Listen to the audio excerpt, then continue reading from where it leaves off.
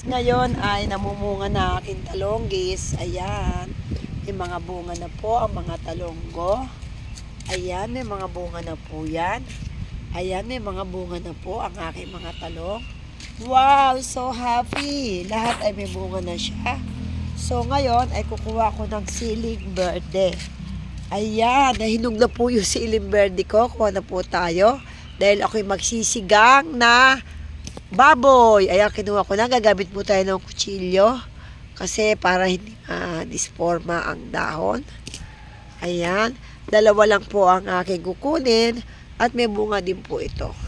So, ako ay hindi na bumibili ng siling berde, siling labuyo at talunggis. At may tanim din po tayong okra.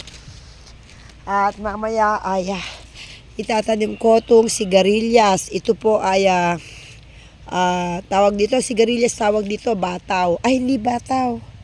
Hindi rin patane. Basta sigarilyas tapos. Tapos, ito yung aking mga binili. Bumili ako ng mga imimix ko yan.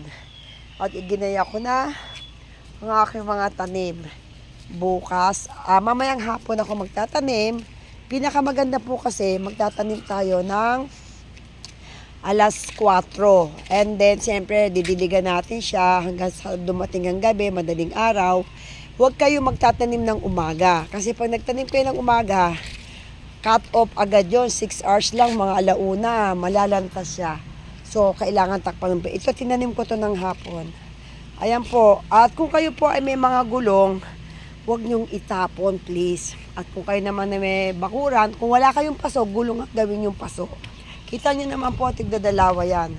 So, ayusin natin lahat. At kung kayo may mga container din, gamitin nyo lahat ng mga butas na tabo, mga cup, ay kagamit-gamit.